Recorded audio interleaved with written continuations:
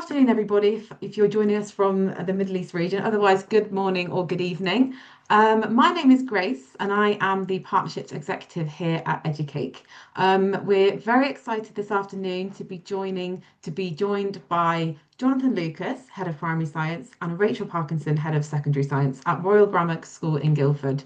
They'll be unpacking the challenges and opportunities of teaching in an international setting, as well as sharing some very practical takeaways for you to use in your own setting. So, massive thank you to these guys for joining us this afternoon. Before we get started, just a little bit of housekeeping. Just so you're aware of the structure of the webinar. So we'll have the content piece first for about half an hour, and then we'll have about 15 minutes at the end for a Q&A. Just to let you know, the chat feature is not active for this webinar. So if you could please submit any of your questions through the Q&A box. We'll aim to get to as many of those as possible at the end of the session.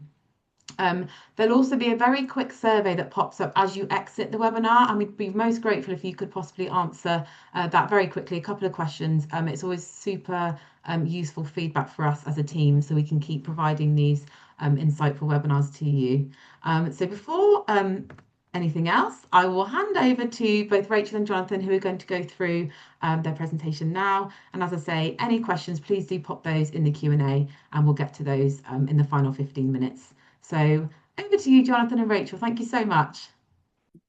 Thank you. And yeah, appreciate everyone's time. I realise this time either in the UAE, in the Middle East, or back in the UK, we're getting towards the end of the working day, especially in a school. So appreciate your time on this one. Just a brief introduction. So yeah, my name's John Lucas. I've been teaching for, it's got to be nearly 15 years now. Head of science across a number of schools. And Rachael and I have had the pleasure of working together in more than one school, actually here in the UAE as well. In the dynamic duo of head of primary and secondary, or prep and senior, depending on where we were. So yeah, I'm actually one of those stranger teachers that works between both. So I actually teach year 5 all the way up to year 8 next year now as well. So I'm kind of the ghost in the middle, which gives a really interesting perspective we'll talk about in a little bit. I'll let Rachael introduce herself. Yeah, thanks, John. So I'm Rachael Parkinson. I have been head of science here at RGS since the senior part of the school opened, so for the last 4 years. And like I said, John and I have worked previously here in the UAE. I've been teaching a little bit longer than John, for 20 years, always in the science kind of field. And when I joined the school, I surprisingly arrived with some year 7 students and had the pleasure of teaching year 5, so had that option of working across both for a little bit, and then enticed John to come and join us, so I didn't have to teach him prep anymore. Not really, but no. So since John has been here, we're now up to a team of like 7 or 8. So we've really grown over the last few years, and it's been lovely to both develop the curriculum, and I've actually been a user of Educake since the very start of my career, almost, when I met Charlie, who established Educate a long time ago, back in Peterborough in the UK. So I am a big advocate of it, and I hope today we'll be able to show you all the different ways that we use it. So John, you start us off, please. Yeah, so it's obviously a fantastic education environment out here, and hopefully we've got people on this call not just from the UAE, from GCC in general, but also just to give you kind of a little insight into what the private and the public school systems out here. Ooh, there's my emails pinging off straight away. Good timing. Looks like, and just how we've kind of catered Educake to work and to support us with that. So the first one being, and I mean, I could literally add the word range to any of these. Anyone who works out here will understand you have a complete mixture of students, backgrounds, cultures, curriculums. We have children who may have jumped between 2 or 3 schools in 2 or 3 years. We have ones who regularly cross between the different curriculum types. As we've put here as well, obviously travel now, especially with everything and the conflict going on at the moment, this has been even more prudent, as travel is something that is seen as very much kind of an interim option sometimes out here. So being able to cater to children who may have much lower attendance, is another kind of one that we come across. And the restrictions on the devices. We have a lot going on in terms of the UAE regulations, and there's a fantastic framework for keeping the children safe, but also just requires a little bit of extra navigation in terms of how we are using these softwares and how we're using them in a way that is both useful, but actually is also completely compliant within the regulations. Rachel? Yeah, and I think as well, obviously in an international classroom, those kind of benchmark tests and expectations, both with GL, which is a very uh, big requirement here in the UAE. And obviously, as a school which currently does not have any GCSE results, those GLs are effectively one of the ways that schools are still compared. So, the GL style of questioning is very much computer based. So, having Educate and being able to use that and have students familiar with the use of Educate is really important for us. But also with TIMS and PISA, which are other benchmark tests, which obviously happen around the world, but because obviously potentially moving into the future, it is likely that some kind of assessments might become more online. Getting the students familiar to using it is really helpful. And obviously, across the international classroom, we have a high number of EAL students here in our school. I would say we have quite a high proportion of Russian speakers, Korean speakers, but a number of other languages as well, including Arabic. So giving the students that familiarity of that scientific vocabulary that we work really hard to embed in our students. It's a good way of checking all of that through. So, those general challenges are going to vary. I've worked in a number of different countries as well, and they are similar. Okay, so the power of familiarity, I think, for us really is that Educake is common. Like when I first started using Educake, it was just for science, but now we've got Educake being used not just in prep science, but and senior science, but also across some other subjects, including English and humanities, and that common style and that one simple password, etc., makes it really, really helpful. And I think this, and John will talk about this as well, like the way that we can have very, very quick 10 mark, 5 mark quizzes, or 40, 50 mark quizzes, depending on what we're doing it, whether we're doing for a quick baseline assessment at the start of a topic, or whether it's a summative, a consolidation task, a homework, a general kind of like extension task. There's the flexibility of it is fantastic, and I know John uses it in a similar way. And I think like what we'll see here is it is certainly for Rachel and I, it's that idea of consistency, and that across the board it gives that children that familiarity and that comfort with it in those changing circumstances and situations, both online and outside of school as well. In terms of things that we've said here, variable length and hybrid use, I mean, we know with everything going on at the moment, it's been a really good tool for keeping children engaged. We're going to talk a little bit more about the practice settings and how I use those with the younger ones for lieu of homework. But Rachel herself also on senior school, we use them for more specific tasking. And then again, that length is really, the ability to just have quick fire questions, to have repetitive ideas and concepts being brought through, but also sometimes offering things in an exam style. So working scientifically, skills which we're embedding all the way down to FS1, we have children, won't necessarily be able to be offered an exam question in that. So we're looking at how we can introduce in those specific topics, and certainly those ones that maybe don't get as much exam or some written coverage that rely on that application of knowledge. We get the I next think slide, that, please. I think that also is a lovely thing that, my husband works within the humanities department, and obviously as Educate is growing and working in different subjects as well, the response that we've had from the Educate team, if we've had any challenges or anything like that, in regarding content or wanting extra things and the option to write your own question, all those kind of things, and the access to different examples really does make it really flexible. And I know, obviously in the recent conflict, we've had to switch into online learning overnight almost. So to be able to quickly establish an Educate quiz that everyone can do gave the teachers like half an hour of time at the start of a lesson while they're working through the Educate, and then a really interactive kind of feedback session to follow up from that.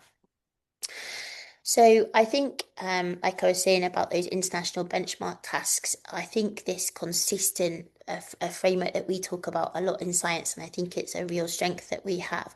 This huge selection of questions and topics, both in science across Key Stage 3, but also then when we go into Key Stage 4 and exam boards.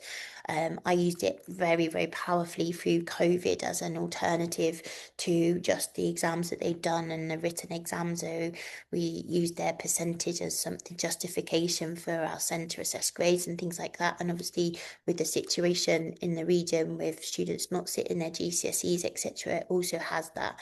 But the power of it, the quick way that it can analyse gaps, and we use it really, really carefully, and I'll show you in a bit more detail about not only identify gaps in knowledge for the students, but also really identifying gaps in our curriculum by being able to spot, common mistakes and things like that. And the way that Educake allows you to really give that feedback in a constructive way and a simple way and a very quick way and very visual to the students is really, really powerful. So I think, yeah, and like I said, that own question input, like in our school, our topics are very bespoke because we're very privileged that John has the luxury of having 2 laboratories for year 5 and 6, which isn't common in a lot of international schools.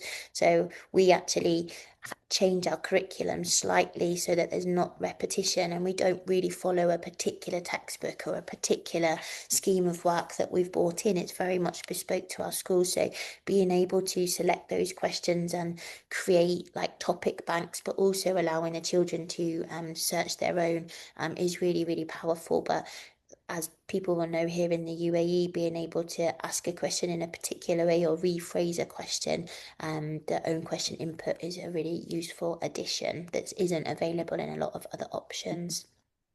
So these slides are from Educake, and just to remind you about the importance of like retrieval practice.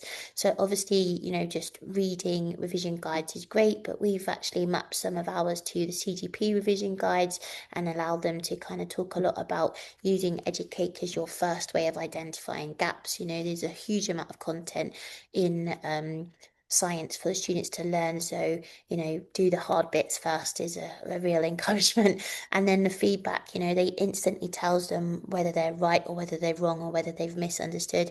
Our students are very good at questioning their answer. But, we've really trained them to understand, if a typing error is made in an actual exam, it's still wrong, so they can learn and be reminded of those mistakes and reminded of those challenges, and, making the same repeated mistakes when we're going through and checking them, we can quickly see the common misconceptions that students are having and embed them and address them before their more formal form of assessment. So, and I think that answer explanations are really powerful when, you're searching through and saying, these students really didn't understand this question, but this is why, and these are all the possible options that they had. And then, of course, we have the next parts with the spaced repetition. So much research about really embedding it in their long-term memory. So, like a quick, okay, today we're going to do a pop quiz on this from topic 1. We're going to do a pop quiz on this from topic 3. And it's really good. And it's something that I'm really looking at trying to embed for our year 11s to try and go back and revisit. And preparation for GLs and stuff was really powerful to actually be able to go back and find a question about the seasons, which isn't in Key Stage 3 necessarily, that they need to understand for the GL. So being able to pick the questions and link that to them is really powerful. And actually being able to look at how students have performed in topics previously is really helpful for us to see. Sorry, the lights keep coming off. To be able to see, where their gaps might be in a year group coming up, or whether there were challenges because of the timing of particular things happened. And that idea of interleaving, so being able to switch between topics, but also being able to create mixed questions as well, and the students being able to revise. So we talked a little bit about independent revision, and the revision wizard tool is an amazing addition, along with the kind of revision slides, etc., that can be used to really, really, really personalize the students' pathways. Many of us might have used other platforms that personalize and guide students through that, but I think the students actually being able to go in and click and decide what they're doing is really powerful, and they can keep it really short. It's a great extension activity for a student to be able to go onto Revision Wizard and pick a short topic for them to do.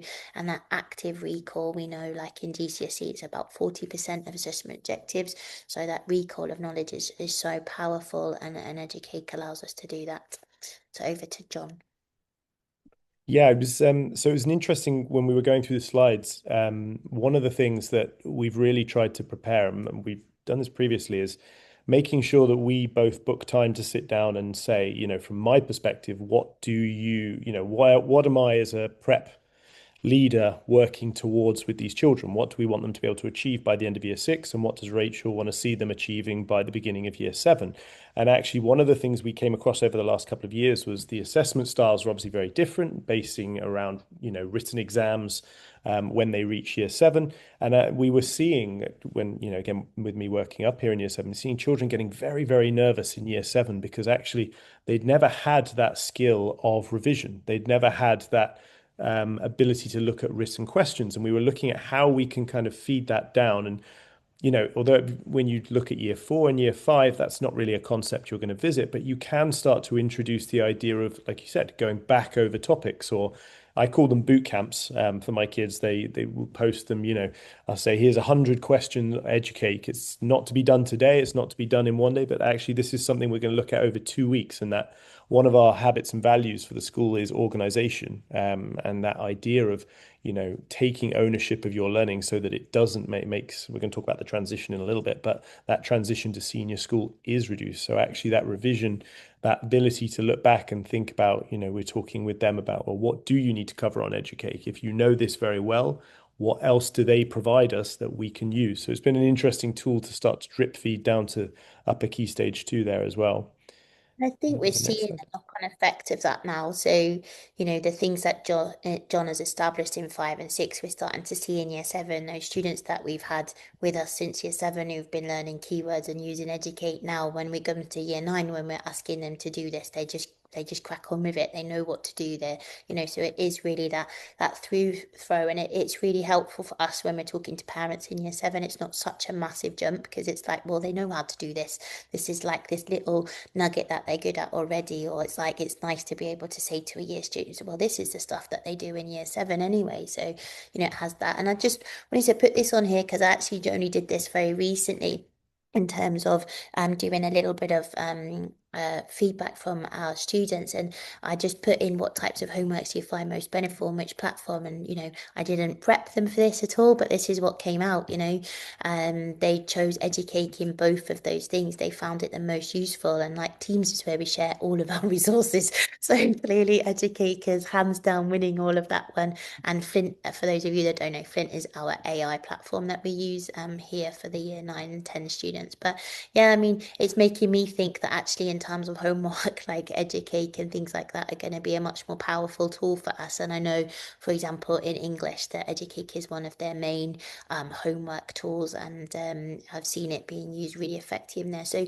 yeah, consistently selected, and this is not just in our school here. In schools I've used it previously, it nearly always comes out as one of our most used ones. And I think part of that is linked to, we celebrate their success. So I'll let John talk a little bit about this, but I'll just show the quick video and talk through about how, if John can either talk through it or I can, in terms of how you can find that. So you through the student league tables. So it takes a bit of time to buffer, so I'm sorry for that. But yeah, through student league tables, it gives you the perfect example to look for the number of questions answered. You can see there one of our students that answered over 8,000 questions, and Nicola kindly sent us a certificate for that child because they had answered a huge number of questions in a really short space of time. But it allows you to sort by year group. It allows you to look at the questions that they have answered, but also to look at the percentage that's correct. And as John was saying, our habits and values are really important. So, questions set themselves and questions that they've been, the questions that they've set for themselves is a really powerful tool. Sorry, I'll pass on to John because I'm losing my train of thought. Yeah, it's especially motivating tool in prep. You would not believe, well, maybe you would, but believe how hard children will work for just a slice of cake, or for actually what is realistically just the chance of a slice of cake. You can see Ellie. This is Julie. Julie and Ellie Kim were two students, one in year five, one in year six, who I believe, and tell me if I'm wrong here, but were number one and number two in the platform out of everyone, and just have the most incredible work motivation. But what we'll do is we'll take that student and then we'll give them the criteria. So actually, what we found was we could say top 10 students get invited for a piece of cake, and they do. But then actually, for us personally, we're having a real push, and I'm kind of redesigning the curriculum at the moment around challenge and are we really giving these children the opportunity to thrive in these topics. And one of the parts of that was then being able to implement and say, well, okay, you have to have this many questions answered, but you have to have this many correct. So actually then it's really good to be able to have that rational conversation and say, well, okay, you can smash out 5,000 questions, but if you just hit the same button every time and you get a low percentage, is that really going to help you? Is that going to drive? So actually, the motivator behind it is that giving them, and I get asked 1,000 times a week if I can see the scoreboard, if I can see the scoreboard, what's the scoreboard?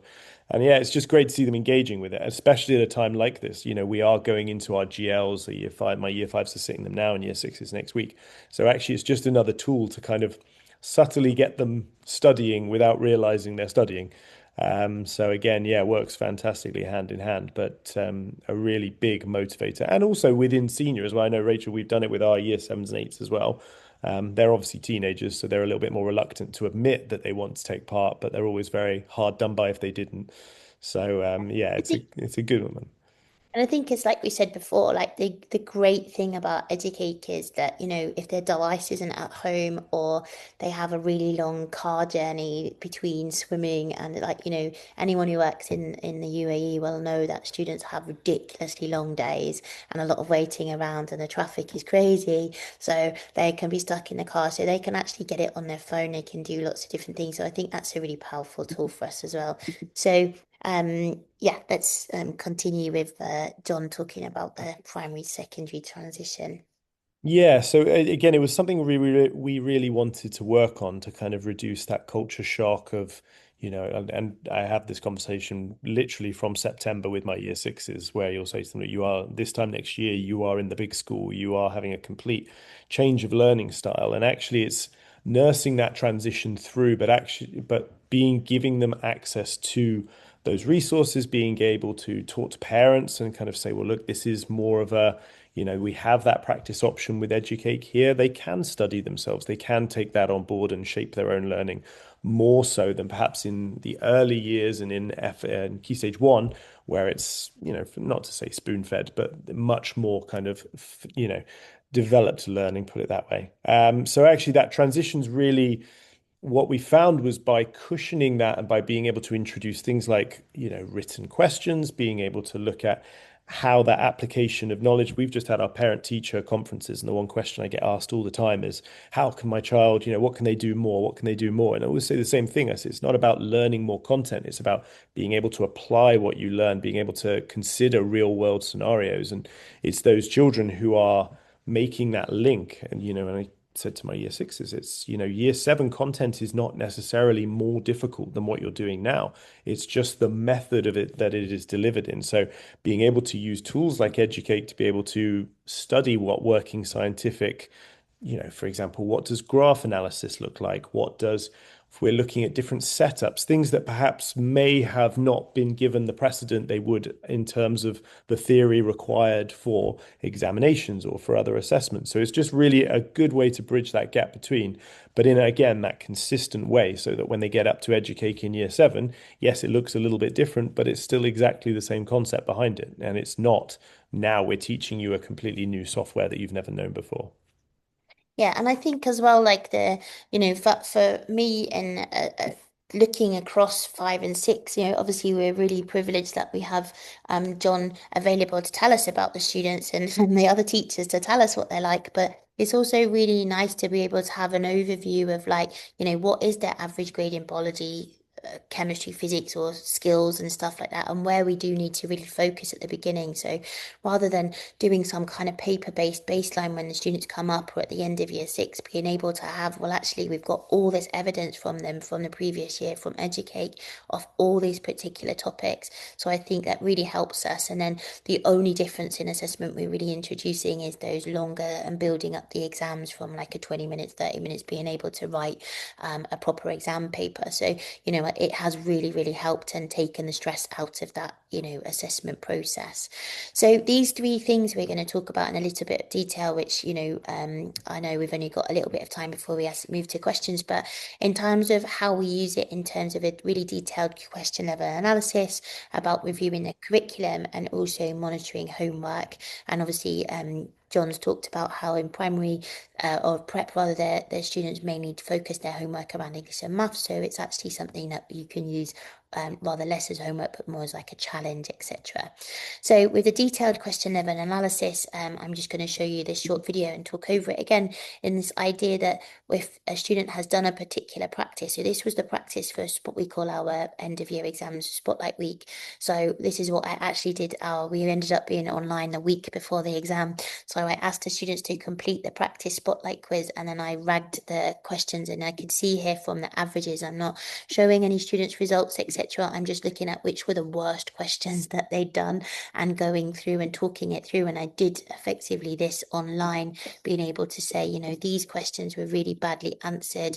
What could you do differently? And why were they answered badly? Was it just reading the question? Was it that you didn't spell the word correctly? And it caused a few laughs and changes when people were saying, like, look at all those different spellings. But, I was trying to re-emphasize this, the idea that if you type that in a formal assessment, then it's still wrong. And it's really lovely to have those national averages to be able to say, look at how much better we are than the rest of the people who've done it on Educate, more at the top end than at the bottom end. Or it's be like, we got this hard, we found this difficult, but you know what, so did everybody. So actually that's okay. This is just a really hard question. And that those misconceptions are so incredibly powerful.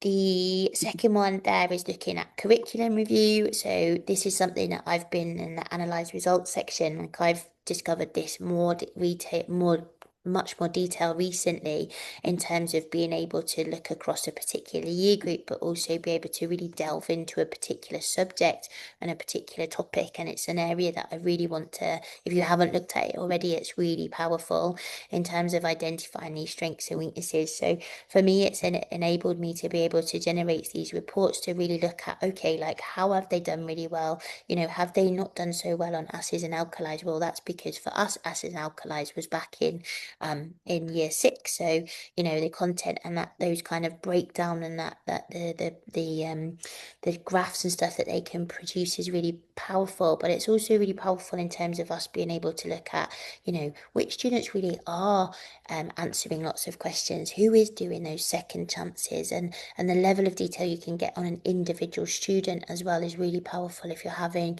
lengthy conversations with parents. Do you want to add And for anything? me, I was going to say, because I'm knee deep in it at the moment, which is kind of reviewing the curriculum at the end of the year. It's a fantastic tool to be able to, look through the data, not just from the perspective of a particular cohort and say, well, is this a cohort that we need to work with this? Is this consistent over 3 years? But actually the other way. And I'm looking, like I said, from a challenge point of view. If I have something that every child is accessing and every child is getting 100% on, how can we increase the challenge within our curriculum on that particular outcome? We always say the same thing. You don't want easy objectives. You want that challenge. You want that built in, the opportunity for those children to apply that learning, to find those extra contexts, and actually what are we doing to embed those and identify them. And these tools, again, it's fantastic to be able to go back through. We do a module exam at the end, so 20 questions for each student on Educake on every single topic. And again, we can then go back and pull the data for an entire year group and say, well, every single child got this correct. So how can we increase the level of challenge there? Or every single child got this wrong. So how do we have to edit how we teach or what we're doing with this? And I think, John will agree with this, like, and anyone who, again, works in the international sector, time is precious. And Yeah. and I learned this by teaching in year five, the quality of what those students can do coming up from primary as a secondary teacher, I genuinely don't give them enough credit for what they're able to do. And yes, there's always some of those students who can't recall what happened last week or from before, but genuinely, like if students are getting 100% correct, that whole lesson can disappear. And that's been a really interesting thing I've noticed as staff have joined our school is staff wanted to spend a whole week teaching students how to light a Bunsen burner or do all these basic things. We don't need to do that because the students have already done it in year five. Maybe we don't need to do much about magnets. We can get straight into electromagnets because they remember it already from primary, and we don't need to waste those 2 or 3 lessons effectively repeating what prep have done. So I do think it's really powerful from that point of view. And then the final bit here for me in terms of monitoring homework, again, it's so quick. Like you can see here, the numbers look really poor. I think this has been due to the situation recently. But if I'm looking at a year 10 group, these are my triple science groups, so I'd expect it to be a lot greener. But I can see that those 4 students haven't done their homework and I can quickly be in touch. But I can also see who had got the best score so that I can give them a golden ticket. And what is really powerful, we use a Go for Schools, which is our system that we track system. I can, if I set this for the whole year group in a very simple download and upload, I can move all of that data, all of those percentages into our homework markbook, and I can very quickly transfer that across. So, really, really powerful tool. And I think that's really helpful for all of us. And I think, John, you don't have homework, but, again, that tracking document and being able to use that is really important. I'm very conscious of time. Is there anything you want to add to the slides, John?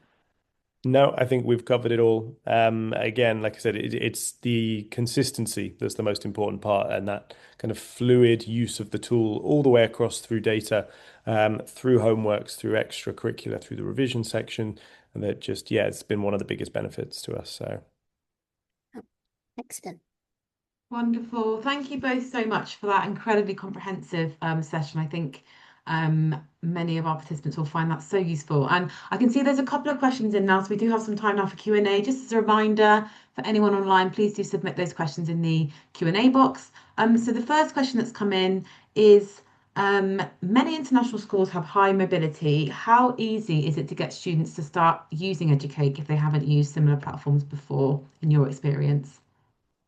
I think for me, I've always found it quite quick. It's almost like, if a child suddenly, and I know this is is a common kind of one. I know if a child suddenly appears in your classroom that you weren't expecting that day, a very quick addition to your class and a very simple, this is your login and show that process. And I've got lots of videos and stuff. I mean, we use Teams for sharing resources, and effectively this year, for the first year, we've added their email addresses to Educate. So the biggest bane is like, I forgot my password, but now it's like, we don't need me to do that. You just click trouble logging in and you'll be able to generate your own password. So in terms of that, it's very easy for the children to get used to it. And what I've really noticed recently, when I've said to students, oh, have you used Educate? They're like, oh yeah, we used that before. So, it's so user friendly in terms of click on the orange box, any questions that you need to do are in the orange box. And again, being able to showcase that to parents too and say, this is what we use, this is how you can access it,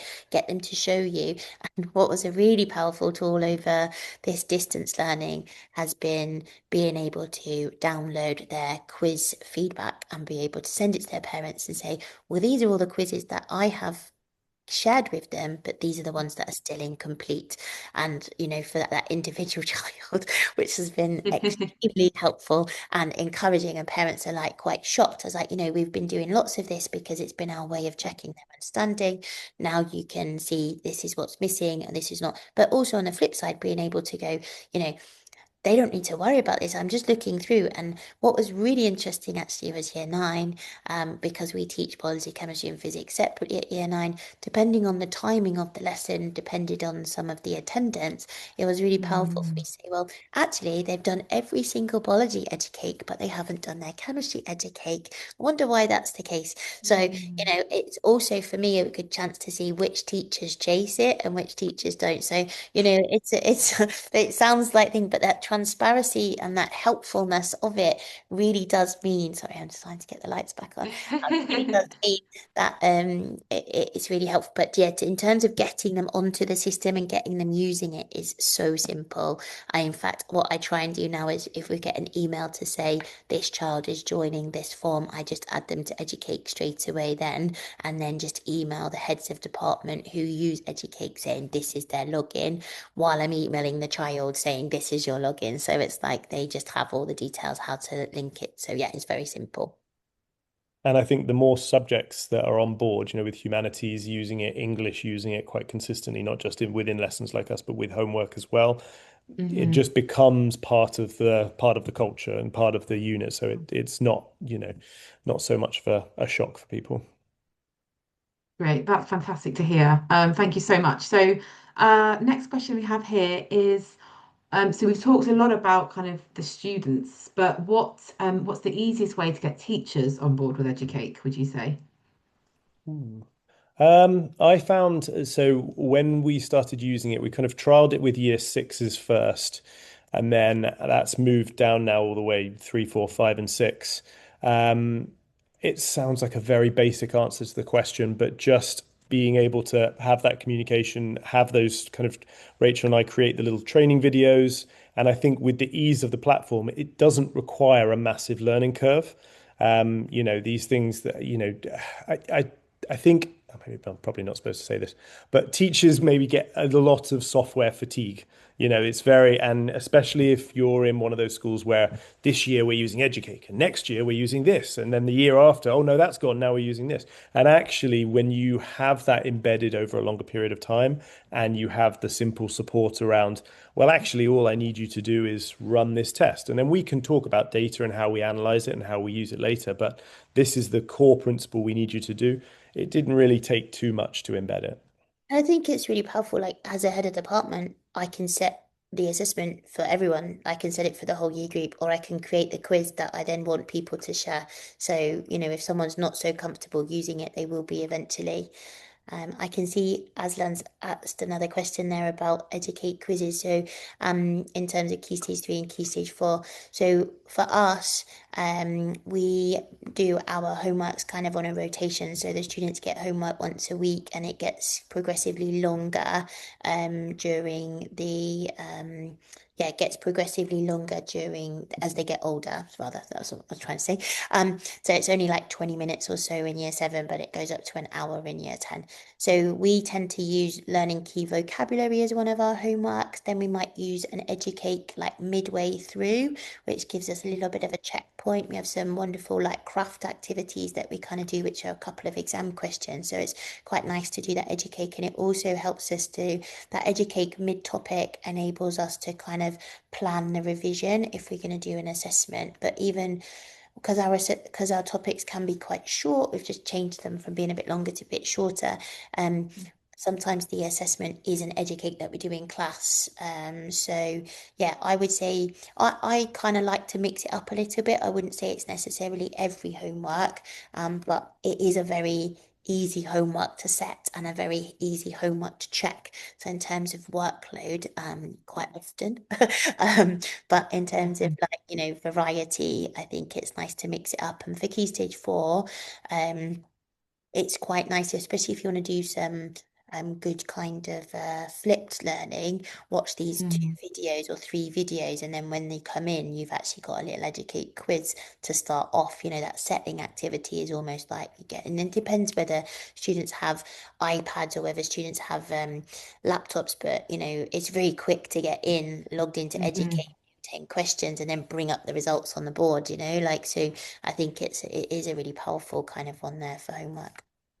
That's fantastic. We did actually have another question about using Educate in the classroom as well as for homework, but I think you pretty much answered that one, Rachel, in that you do use it for both, which is fantastic. We've got one more question here about the support. So, what support can be accessed to ensure that schools are getting the maximum benefit from the product and embedding these features into their use?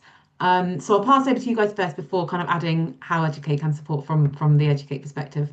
I would say the support's been fantastic. I think John can talk a little bit more because I know especially with some of the changes to the curriculum that we needed. But yeah, support. You guys are very contactable in terms of at Educake. If there's any issues, there's the little pop up there that asks you, and then if there's any new features, so some of the revision wizard and the revision slides and like the analyze results and stuff, the Educate team are very good at checking in and saying, just wanted to let you know that there is this new feature. Have you used it? Mm.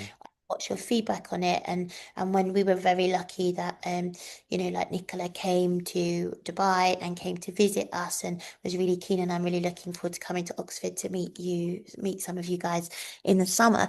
It's I think there's lots of support out there and lots of training videos, and I think the team would very happily like jump on and show your department how it works, or show, I think when I added like humanities and things like that, I think someone did a little training video for us and like showed everyone, so it wasn't just me and John explaining it, but I think the support's amazing. So I'll let John talk about the support you've had in terms of the curriculum content. Yeah, no, we obviously being one of the schools out here in the GCC, there are some cultural sensitivities to be aware of, especially around sort of year 5 male and female topics, should we say? So yeah, no, working with Elsa in the customer services, it was really, again, I would just reiterate what Rachel said. It did the response time was fast. It was very engaged. It was very kind of catered to what we needed, and we managed to kind of rewrite parts of a curriculum to get that, again, to get the most out of that and to be able to bring it back online because my year 5s and 6s especially noticed when the practice button disappeared. So actually getting a solution to that problem as quick as possible was really only the priority. And yeah, no, I was very, very impressed. Like I said, there is a very comprehensive customer service package around it. So yeah, no, I think very thankful for that. That's brilliant. And obviously so pleased to hear that you've had such a positive experience with us. And just to add to that as well, I think Rachel and Jonathan both touched on this, but we do have dedicated account managers who work for the organisation. We are a small team, but you do have a dedicated account manager who is always on hand to answer questions. Many of you will know, many of you will know them by name. We also do have technical support as well on hand if you have any technical issues at all with your account. That comes straight into an inbox that comes to all of us, so we're all over it as soon as we can get to those. We do, and just to say as well, I know Rachel also touched on this, but we love meeting our customers. We love coming out there, seeing you, getting to engage with you on a personal level. It's part of the reason we love what we do so much. So just to say that, yeah, any question ever, please do submit them to us via the support email or go directly to your account manager who will be absolutely happy to support you with anything you need. You need. So yeah, always an option to reach out to us anytime. Like, Um, can I just add as well, like I think like I know some of the questions are about getting students on and getting teachers on. In terms of a setup at the start of the year, it's so simple in terms of I can literally send the team a spreadsheet of student ID numbers, very, very clear on how to get all your students on the system into groups, etc. quite clearly. And the PDF facility that you can print onto stickers for them to put in their planner and all those kind of stuff is so helpful. It's like less than it's something I can do myself with a CSV file, but like the team are always on hand to do that. So I think in terms of that, it's very, very easy setup. It's not complicated, has to talk to everything and stuff like that, even though I know there is the platform to be able to talk to ISAMs and things. But yeah, it's so easy to use and set up. Amazing. Thank you so much, Rachel.